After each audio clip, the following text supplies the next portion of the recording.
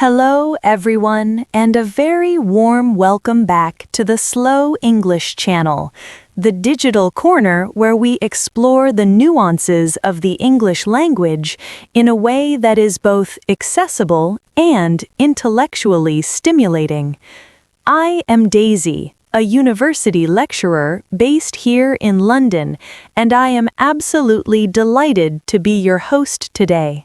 And hello to you, Daisy. It is just wonderful to be back on the show. I am Professor Peter Hanson, joining you from my office in New York City.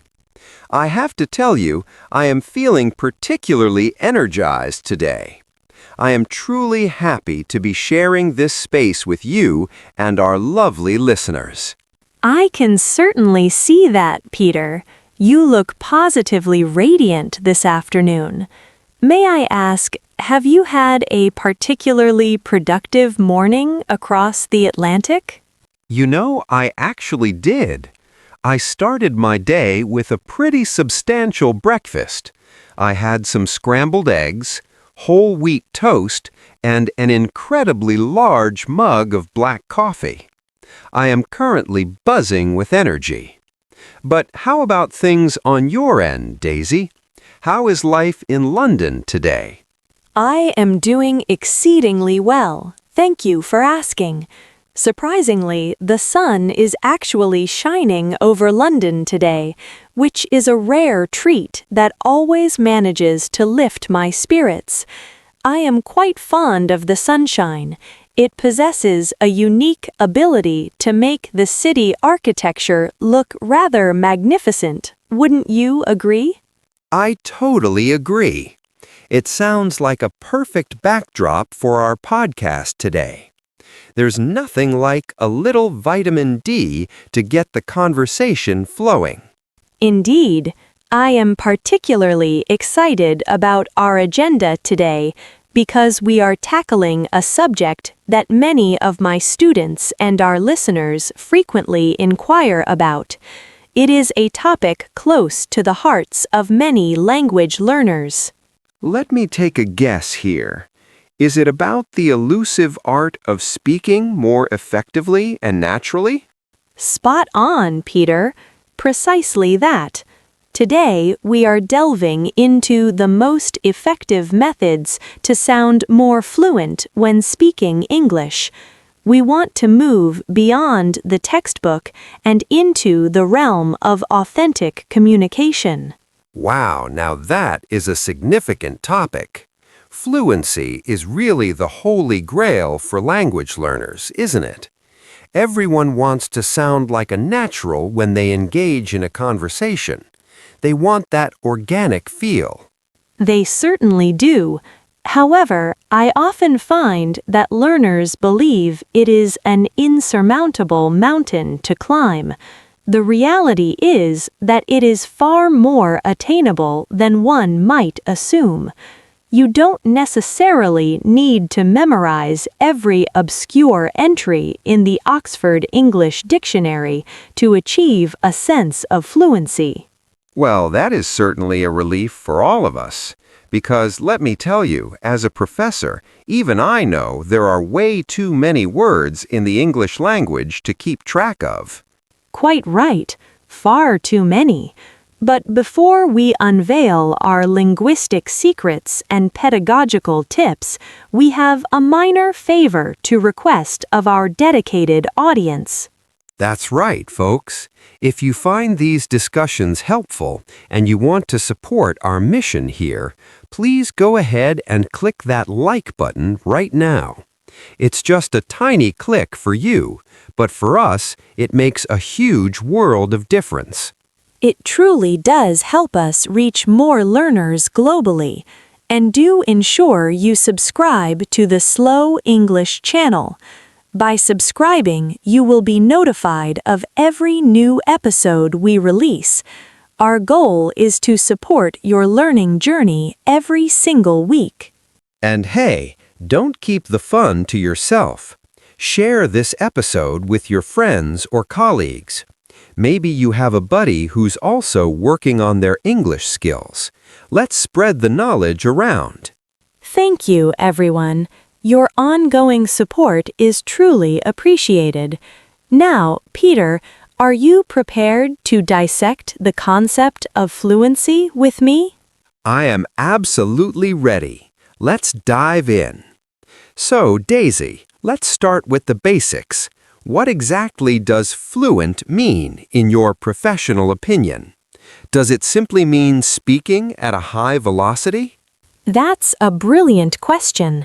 There's a common misconception that fluency is synonymous with speed. People often assume that if they speak rapidly, they will automatically be mistaken for a native speaker. However, I find that to be quite far from the truth. So, what you're saying is that fast isn't always better. That's a great point. Precisely. In fact, speaking with excessive speed can often make it quite difficult for your interlocutor to comprehend your meaning. Fluency is much more about flow, the way in which words are interconnected. It's about appearing relaxed and sounding natural. I see. It's like a river. A river doesn't have to be a raging torrent to be beautiful. It just has to flow smoothly over the rocks. It's about the continuity, not just the pace. I find that metaphor quite charming, Peter. A smooth river indeed. Therefore, our first recommendation for sounding more fluent is remarkably simple yet highly effective: the use of contractions. Contractions? Now that's a bit of a technical term. For our listeners out there, could you explain what that looks like in practice? Certainly. A contraction occurs when we combine two words to create a shorter, more efficient version. For instance, instead of the formal I am, we utilize I'm. Oh, I do that constantly without even thinking about it. Instead of saying it is, I'll almost always say it's. Exactly. This is perhaps the most significant secret to sounding fluent. While textbooks often emphasize formal structures like I am happy, in the context of a real-life conversation, friends will almost invariably say, I'm happy. I'm happy. Yeah, it just sounds way more natural. When you say the full version every time, you end up sounding a bit like a robot, don't you? I quite agree. If I were to say, I am going to the park because it is a nice day, it sounds rather stiff and overly formal. Conversely, if I say, I'm going to the park because it's a nice day, it immediately transforms into a genuine conversation. Right. Words like I'm, you're, he's, she's, we're, and there are the bread and butter of natural speech. They're just so vital. Indeed, and let us not forget the negative contractions. Do not becomes don't, and cannot becomes can't. I use don't all the time. For example, I don't like cold weather, which is why I'm glad I'm in my warm office right now. Perfectly stated. When you employ don't instead of do not, your English gains a better rhythmic flow. It allows you to connect your ideas with greater agility. That's such an easy tip to implement. Anyone listening can start doing that immediately. Just lean in to those shorter versions. It truly does make a profound difference. Now, Peter, do you have another pearl of wisdom to share with our friends? Let me think for a second. Oh, I've got one. To really sound fluent, I think you have to master the use of connecting words. Connecting words? Please do elaborate on that. Well, I notice that many beginners tend to speak in very short, isolated sentences. They might say, I like apples, I like oranges, I like bananas. That's an awful lot of individual sentences just to discuss fruit. It really is. But a fluent speaker is going to bridge those ideas. They'll use words like and, but, and so. For example, a more natural way would be, I like apples, oranges, and bananas. Precisely. Or perhaps, I intended to go for a stroll, but it commenced raining. Exactly. But is an incredibly powerful word. It allows you to link two contrasting ideas together. It turns a conversation into one long, cohesive piece of music, rather than a bunch of choppy notes. I am in total agreement. Because is another stellar example. I am feeling somewhat fatigued because I worked quite late today. Utilizing because allows you to provide context and explain your feelings. It creates a bridge between your thoughts, making you sound far more articulate. A bridge. I am loving these metaphors today, Daisy. First we had the river, and now we have a bridge. We are getting very poetic today. It seems so. So we have discussed contractions and connecting words. What else might we suggest? Oh, I have a rather interesting one. To sound fluent, one must embrace filler words. Filler words? You mean those little words like well or actually? Precisely. Also, or let me see. These are often overlooked. Hold on a second, Daisy. Are those actually good words to use? I remember my teachers always used to tell me, Peter, quit saying Well, in the context of a formal academic presentation, might not be ideal. However, in the realm of natural, everyday conversation, filler words are perfectly acceptable. They provide you with much-needed thinking time. That makes a lot of sense. If you ask me, Peter, what's your favorite movie? And I just stand there in total silence for 5 seconds, it gets a little awkward, right? Indeed, silence can be quite uncomfortable in a social setting. However, if you say, well, let me see, I reckon my favorite film is Toy Story, you sound far more fluent and engaged. Well, let me see. Yeah, it shows the other person that my brain is working in English. It fills that empty space while I'm hunting for the right word. And actually is a personal favorite of mine. Actually, I'm not particularly fond of pizza. I much prefer pasta. I love actually. It makes you sound very smart and certain. And you know is another huge one in the States. You know, it's a beautiful day, you know? Yes, you know serves as a subtle invitation for the other person to agree or empathize with you. It fosters a sense of camaraderie in the conversation.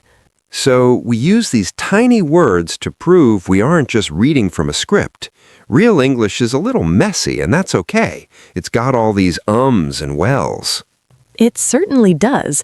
Authentic English is rarely perfect, and that is a crucial lesson for our listeners. That is such an important point, Daisy.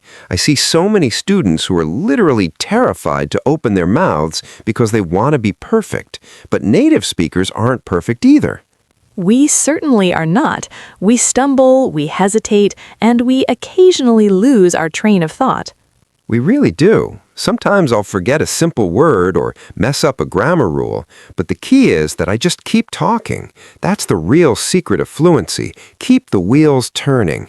If you trip up, don't stop the car to fix a tiny scratch. Just keep driving forward. Exactly like the river metaphor. The river does not cease its flow simply because it encounters a small pebble. It simply navigates around it. Spot on. If you accidentally say, he go, instead of he goes, don't sweat it. Most of the time, the person you are talking to won't even notice because they're interested in what you are saying, not your grammar. If you stop to correct yourself, you break the magic of the flow. I suspect that confidence plays a significant role in the perception of fluency. If one appears confident, one naturally sounds more fluent. I couldn't agree more. If you speak with a smile and maintain eye contact, people aren't going to be tallying up your grammar mistakes. They're just going to enjoy the chat. So the advice is stand tall, offer a smile, utilize your contractions, and maintain your momentum. Yes, and I have another tip that I think is pretty vital. Listening. To sound fluent, you really have to pay attention to how people actually speak in the real world. Do you mean by engaging with resources such as this very podcast? Absolutely. Podcasts are incredible because they capture natural dialogue, but movies and music are great too. You have to listen for the rhythm of the language. Rhythm? Almost like a musical composition? Exactly. English has a specific beat. Some words are stretched out and loud, while others are quick and quiet. Take the sentence, I want to go to the store. In natural speech, we stress store because that's the destination. I see what you mean. We emphasize the high-value information. I am happy to see you. The emphasis is on happy and see.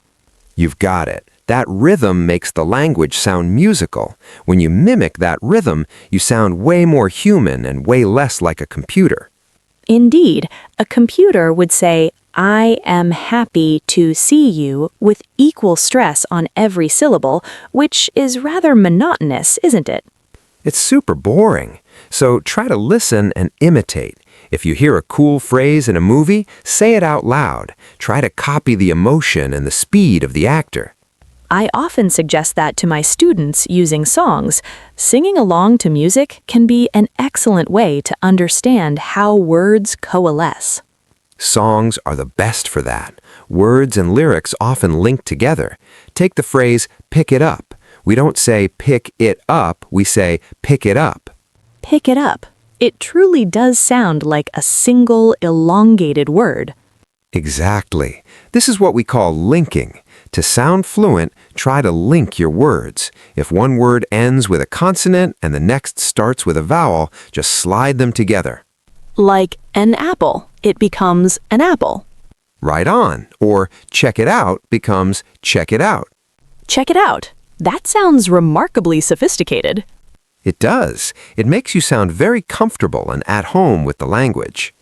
We have certainly covered a vast amount of ground today, Peter, from contractions and connecting words to the importance of fillers, rhythm, and linking. It's a lot to take in, but I always tell people to just pick one thing to focus on at a time. Maybe this week you just focus on using I'm and don't more often. That is a very sensible approach. Do not attempt to master everything simultaneously. Start with small, manageable steps.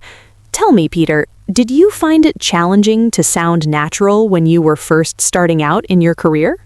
Oh, for sure. When I first started teaching, I was so stiff and nervous. I spoke very slowly because I was terrified of making a mistake in front of my peers.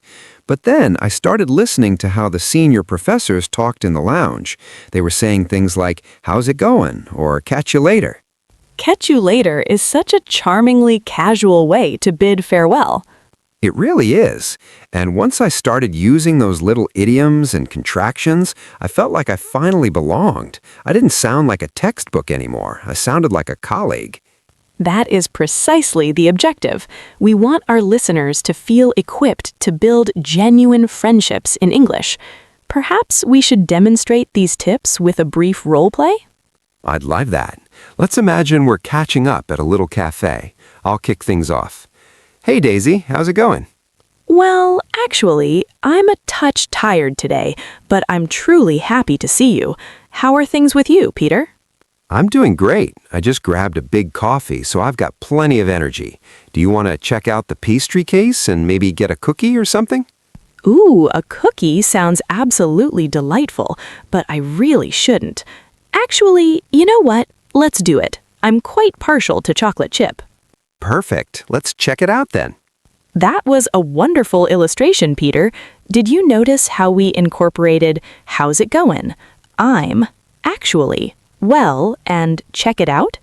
It felt so much more organic than saying, "How is it going, Daisy? I am tired, but I am happy to see you." Exactly. It felt like a genuine interaction between two people. I hope our listeners feel inspired to practice this at home, even if they are simply speaking to their own reflection in the mirror. Hey, don't knock the mirror practice. It works. Or talk to your pets. My dog is the best listener in the world, and he never once corrects my grammar. He just wags his tail. My dog is exactly the same. He seems quite pleased whenever I converse with him in English. It's the spirit of the effort that counts. Wow, Daisy, we have really covered some distance today. Even I feel like I've refreshed my perspective on how we communicate. I feel the same way. It is always beneficial to remind ourselves to relax. When one is relaxed, the language tends to surface much more easily. That's the truth. Well, Daisy, I think we're coming up on the end of our time. Time really does fly when the conversation is this good. It truly does. Before we conclude, let us briefly summarize the salient points for our audience. Good call. We started with contractions, using things like I'm and don't to smooth out the edges of your speech. Then we discussed connecting words like and, but, and because to build those conceptual bridges, ensuring our sentences are not overly truncated. And my favorite part was the filler words, using well and actually to give your brain a breather without those awkward silences. We also touched upon linking words together, check it out, and following the natural rhythm of English by stressing the important information. And most importantly, don't aim for perfection. Just keep that river flowing. Mistakes are just part of the journey. Well said, Peter. We truly hope these strategies empower our listeners to speak with newfound confidence. We believe in your potential. We really do. Just take one small step every day, and you'll be amazed at your progress. Now, we want to hear from all of you. Yes, please do leave a comment below. We are curious to know which tip you found most useful. Or perhaps you could share a contraction that you find yourself using frequently. We love reading what you have to say. It makes us so happy to see this community practicing together. And if you haven't already, please do subscribe and share this episode. Your engagement helps us continue providing this content. Thanks for hanging out with us today. It was an absolute pleasure as always, Daisy. The pleasure was all mine, Peter. Now, I believe you mentioned something about a chocolate chip cookie? You bet. I'm off to find one right now. I'll save one for you if you can make it to New York by sunset. I shall certainly try. Goodbye, everyone. See you later, everyone. Bye-bye.